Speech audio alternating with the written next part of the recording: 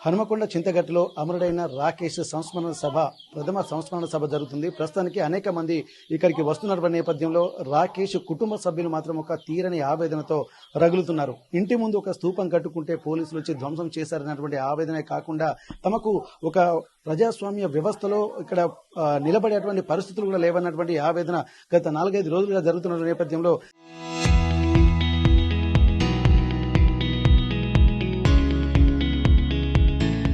రాకేష్ సోదరుడు రంజిత్ మనతో ఉన్నారు. ఒకసారి తనతో మనం మాట్లాడదాం. ఏం జరుగుతుంది, మరి వాళ్ళ సమస్య ఏంది? ఇప్పటి వరకు సంస్మరణ సభ పేరిట వచ్చేటువంటి వాళ్ళను కూడా పోలీసులు అడ్డుకుంటున్నారన్నటువంటి వార్తలు, ఆవేదన కూడా వాళ్ళు చెప్తున్నటువంటి నేపథ్యంలో ప్రస్తుత సిచ్యువేషన్ ఏందో తెలుసుకునేటువంటి ప్రయత్నం చేద్దాం.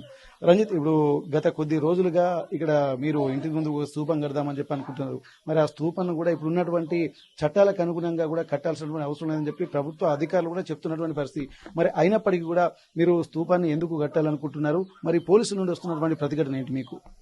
మేము మా తమ్ముడు అమరుడు బూరా రాకేష్ చనిపోయినాక ఎలాంటి అస్థికలు కానీ కనీసం బాడీని కానీ మా కుటుంబాలకు ఎలాంటిది మాకు కుటుంబానికి అక్కడ ఉన్న ప్రభుత్వం ఇవ్వలేదు.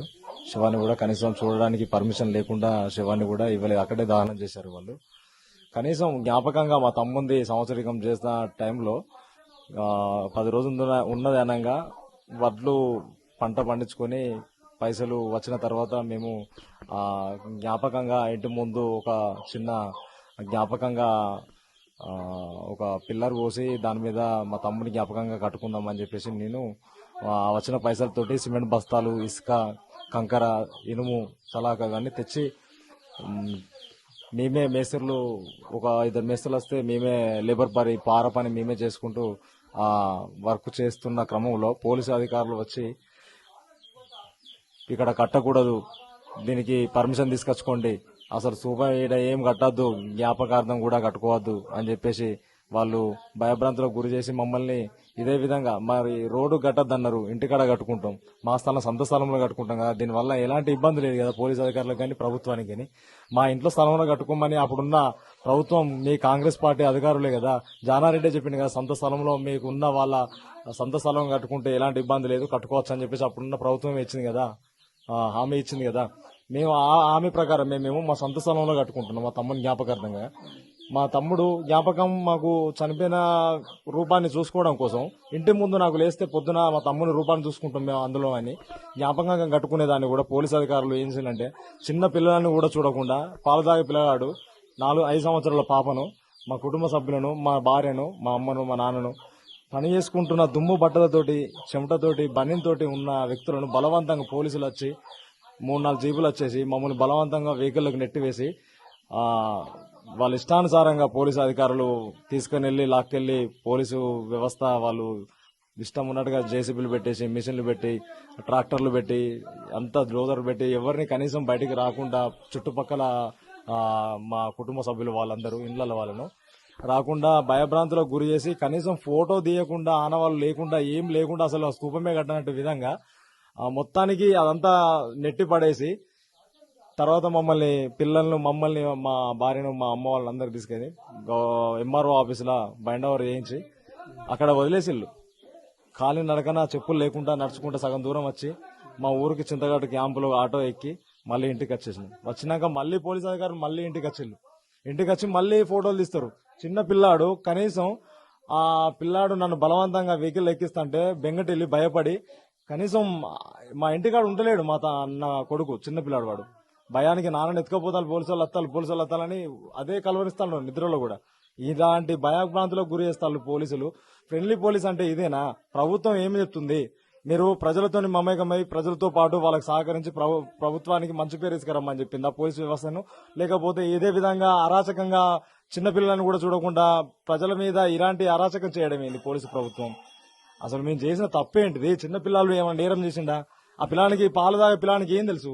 మీరు మీ రాకేష్ మావోయిస్టు అంటే తను అడవిలోకి వెళ్ళిన తర్వాత మరి మీ కుటుంబంలో ఏమన్నా అట్లాంటి ఇబ్బందికర వాతావరణం లేకుంటే వారికి సానుభూతిగా కానీ ఏమైనా కార్యక్రమాలు ఏమైనా జరిగాయా? మరి వాళ్ళు ఏమైనా గుర్తించారా వాటి ఫలితంగానా, లేకపోతే మీ తమ్ముని దృష్టిలో పెట్టుకుని ఇవన్నీ చేస్తున్నారా? మేము ఎలాంటి మా తమ్ముడు అప్పుడు వెళ్ళిన సంగతి కూడా మా తమ్ముడు వెళ్లేదాకా కూడా మాకు తెలియదు. ఎందుకంటే మా తమ్ముడు వెళ్ళాక కూడా మా కుటుంబానికి మా తమ్మునికి ఎలాంటి సంబంధాలు లేవు.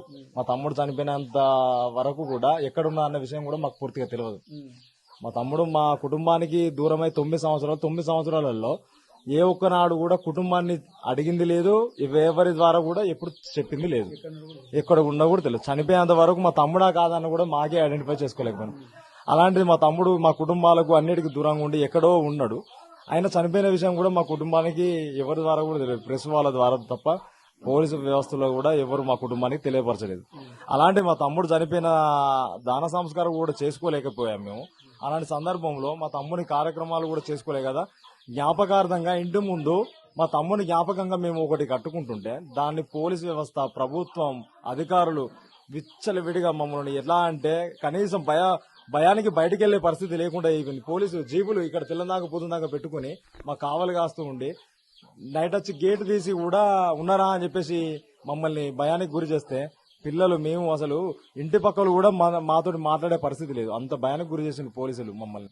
మేము చేసిన నేరం ఏంటి? మా తమ్ముని జ్ఞాపకంగా కట్టుకుంటే అసలు మావోయిస్టులు లేరని చెప్పేసి మీ రాష్ట్ర ప్రభుత్వం డీజీపీ చెప్తున్నాడు కదా, మీ అధికారులు మీ రేవంత్ రెడ్డి చెప్తున్నాడు కదా. అలాంటప్పుడు వాళ్ళు లేనప్పుడు వాళ్ళ జ్ఞాపకం కట్టుకుంటే మీకు తప్పేముంది? మీకు నష్టం ఏం జరుగుతుంది? అది ప్రభుత్వానికి బాధ్యత చెప్పాలి, మాకు రెస్పాన్స్. ఇప్పుడు మంత్రి సీతక్క ఉంది, వాళ్ళ భర్త ఆమె ఇద్దరు వాళ్ళు ఒక మాజీ మావోయిస్టులే కదా, మీరు పార్టీలో పనిచేసిన వ్యక్తులే కదా. మీకు ఒక న్యాయం మాకు ఒక న్యాయమా? చెప్పండి. మేము చేసింది ప్రభుత్వానికి విరుద్ధం అయితే మీరు చేసింది కూడా ప్రభుత్వానికి విరుద్ధమే. మరి మీరు అధికారంలో ఎందుకున్నారు అని మేము ప్రశ్నిస్తున్నాం. మేము ఓట్లేస్తేనే కదా మీరు అధికారంలోకి వచ్చింది. మీకు ఒక న్యాయం మాకు ఒక న్యాయమా? మీరు కట్టుకున్నట్టయితే మాది గులగొట్టినట్టు మీది కూడా గులగొట్టండి, పర్మిషన్ లేనట్టయితే. లేకపోతే నీకు పర్మిషన్ వచ్చినట్టయితే సామాన్యులకైతే మేము కూడా ఓటేసి మిమ్మల్ని గెలిపించుకున్నాం కాబట్టి మాకు కూడా పర్మిషన్ ఇవ్వాలని మేము ప్రభుత్వాన్ని డిమాండ్ చేస్తున్నాం. మొన్న జరిగినటువంటి పరిణామాల తర్వాత మరి మీ కుటుంబంలో ఉన్నటువంటి పిల్లలు గాని, కుటుంబ సభ్యులు గాని మరి ఏం జరుగుతుందన్న ఒక ఉత్కంఠ, అంటే ఒక భయాందోళనలో బతుకుతున్నారు. మరి దీనికి పరిష్కారం ఏమనుకుంటున్నారు? మరి ఎన్ని రోజులు ఇట్లాంటి పరిస్థితులు ఉంటాయి? మరి మావోయిస్టు పార్టీగా ముద్రపడినటువంటి రాకేష్ కు సంబంధించినటువంటి వ్యవహారం మీకు సంబంధం లేదంటున్నారు. ఎందుకంటే 10 ఏళ్లుగా తను ఎక్కడున్నాడో తెలియదు, మాకు తను తెలియకుండానే వెళ్లిపోయాడు. అటువంటిప్పుడు మాకెందుకు ఈ చిత్రహింసలు అనేటువంటి విషయాలు కూడా మీరు చెప్తున్నారు. మరి అయినప్పటికీ కూడా మరి మిమ్మల్ని ఎందుకు టార్గెట్ చేశారనుకుంటుండొచ్చు? అయితే ఇప్పుడు గతంలో మా మేనమామ ఆయన వాళ్ళు పోలీసులు పెట్టిన ఇబ్బందుల వల్ల గానీ, తర్వాత ఆయనకున్న సమస్యల వల్ల గానీ, గతంలో ఆయన ఒక మావోయిస్టుగా ఆయన సరెండర్ అయ్యిండు. ఆయన బ్రతికేదో పిల్లలను పట్టుకుని వాళ్ళ భార్య వాళ్ళ కుటుంబాన్ని ఆయనే పోషించుకున్నాడు. జీవనాధారం కోసం డ్రైవర్ గా పనిచేస్తున్నాడు. అలాంటి వ్యక్తి మా మేనమామ అయినందుకు మేమేం చేసినాం, ఆయన మాకేం చేసిండు? ఏం లేదు కదా. ఆయన జీవనాధారం ఆయన బతుకుతున్నాడు. మా తమ్ముడు చేసిన దానికి మా కుటుంబాన్ని, మా మామను, అందరినీ ఇప్పుడు ఆయన చనిపోయింది కదా. ఆయన చనిపోయినాక కూడా మా మీద ఎందుకు ఇంత కక్ష కడుతుంది పోలీసు వ్యవస్థ? ఆయన చేసింది ఏంటి? మా మామ ఆయన పిల్లలను పట్టుకుని పాపం ఆయన ఏదో జీవనాధారం కోసం ఊరిడిచిపెట్టి వెళ్లి బయట బతుకుతున్నాడు కదా. ఆయన చేసిన తప్పేంది? మా మేనమామ కావడం వల్ల నీకు ప్రభుత్వానికి ఏమైనా నష్టం జరిగిందా? చెప్పండి. ఆయన చేసుకుని ఆయన కుటుంబాన్ని పోషించుకుంటున్నాడు తప్ప ప్రభుత్వానికి వ్యతిరేకంగా మేము ఎక్కడ పనిచేయట్లేదే. పోలీసు ఎందుకు మమ్మల్ని ఇంత కక్ష కట్టి మమ్మల్ని ఒక టెర్రరిస్టులు, మావోయిస్టులు వీళ్ళు అని చెప్పేసి అంటారు. మావోయిస్టులు లేరా? మేము ప్రభుత్వమే చెప్తుంది కదా. ఇంకా మావోయిస్టులు ఎక్కడున్నారు? ఇక్కడ అడవిలో నుంచి ఇక్కడ వచ్చి జనజీవన ఇక్కడ బయట తిరుగుతున్నారు. చెప్పండి. మరి ఇప్పుడు మీరు ఈ పోలీసు వాళ్ళకి కానీ అధికారులకు కానీ మరి ఏం చెప్పదలుచుకుంటున్నారు? ఎందుకంటే ఇంత సమస్య, ఎందుకంటే పిల్లలు కూడా భయభ్రాంతులకు గురవుతున్నారు నేపథ్యంలో మీరు పోలీసులకు ఏం చెప్పదలుచుకుంటున్నారు? మాకు ఇప్పుడు అధికారులు ఎవరున్నా మాకు జ్ఞాపకంగా మేము కట్టుకునే మా తమ్ముడిని రూపాన్ని చూసుకోవడం కోసం మాకు పర్మిషన్ ఇవ్వాలి. ఎందుకంటే మా తమ్ముడిని జ్ఞాపకంగా మాకు కనీసం ఒక ఫోటో తప్ప కూడా ఏం లేదు. మా జ్ఞాపకంగా మా తమ్ముడిని చూసుకోవడానికి మా ప్రతిరూపంగా మాకు మా ఇంటి సొంత స్థలంలో మేము ఒక చిన్న గద్దెలా కట్టుకుని దానికి మేము పూలమాల వేసుకుని మేము మొక్కుకోవడానికి కూడా హిందూ సాంప్రదాయ ప్రకారం మేము దండేసి కూడా మొక్కుకోవడానికి కూడా మాకు పర్మిషన్ కావాలంటే ఈ పోలీస్ వ్యవస్థ ఎవరికి న్యాయం చేస్తుంది? దొరలకు ఈ పోలీస్ వ్యవస్థ, రాజకీయ నాయకులు కొమ్ము కాస్తుంది. అంతే తప్ప సామాన్యులకు న్యాయం జరిగే పరిస్థితి లేదు. పోలీసు వ్యవస్థ ఎలా ఉన్నదంటే సామాన్యుని మాత్రమే ఇబ్బందులకు గురి చేసి, మా అలాంటి వ్యక్తులను ఇబ్బందులకు గురి చేసి మాత్రమే వాళ్ళ పోలీస్ వ్యవస్థ వాళ్ళ జూలిని చెలాయిస్తుంది మా కుటుంబం మీద. మా కుటుంబానికి గానీ, మా మామయ్య కుటుంబానికి గానీ, మా పిల్లలకు గానీ, మాకు గానీ ఏదైనా జరిగిందంటే అది పోలీసుదే బాధ్యత, ప్రభుత్వందే బాధ్యత. ఎందుకంటే పోలీస్ వ్యవస్థ ఇంత కక్ష కట్టి మా ఇంటి చుట్టూ కావలి కట్టి ప్రతిరోజు తిరుగుతూనే ఉంది. మాకు ఏం జరిగినా ప్రభుత్వాన్నే బాధ్యత, పోలీసులే బాధ్యత. మేము సామాన్య వ్యక్తులం, మా పనులు మేము చేసుకుని బతుకుతున్నాం. ప్రభుత్వానికి వ్యతిరేకంగా మేము పని చేయట్లేదు. ఇక్కడ గమనించాల్సింది ఏంటంటే ఇక్కడ స్పష్టంగా చెప్తున్నారు. ఎందుకంటే తన మేనమామ ఉద్యమంలో పనిచేసి తర్వాత లొంగిపోయి తన జీవితం తను చూసుకుంటున్నాడు. అలాగే ఇక్కడ ఏ ఇన్స్పిరేషన్ తో తెలియదు కానీ తన తమ్ముడు కూడా ఉద్యమంలోకి వెళ్లిన తర్వాత 10 ఏళ్లుగా తమకు దూరంగా ఉంటున్నారు. ఎలాంటి సమాచారం లేకుండా కూడా 10 ఏళ్ల నుండి మేము గడుపుతున్నాము. తన కొడుకు ఎప్పుడైనా రావచ్చన్నటువంటి ఆశతో తల్లి, అలాగే తన తమ్ముడు ఎప్పుడైనా వస్తాడన్నటువంటి ఆశతో కుటుంబ సభ్యులు, అలాగే తన అన్న అంటే ఎంతో ఆశతో ఎదురు చూస్తున్నటువంటి సందర్భాలు. కానీ ఆ ఎదురు చూపులు మాత్రం నిష్ఫలమయ్యాయి.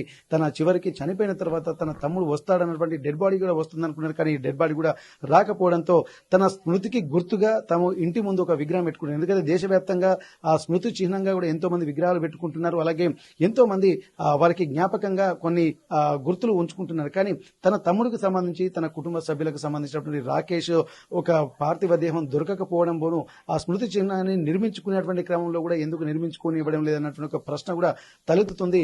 అనేక మంది ప్రముఖులు కూడా తమ గతంలో మావోయిస్టు పార్టీలో పనిచేసినటువంటి ఉద్యమంలో పనిచేసినటువంటి వాళ్ళు కూడా వాళ్ళు నిర్మించుకున్నది లేని మేమెందుకు నిర్మించుకోకూడదు అన్నటువంటి విషయాలు కూడా చెప్తున్నటువంటి నేపథ్యంలో ఇప్పుడు తమ కుటుంబానికి సంబంధించినటువంటి రాకేష్ సంబంధించిన స్తూపాన్ని మాత్రం తమ ఇంటి ఆవరణలోనే నిర్మించుకుంటాము, ఖచ్చితంగా దీనికి అనుమతి ఇవ్వాల్సింది.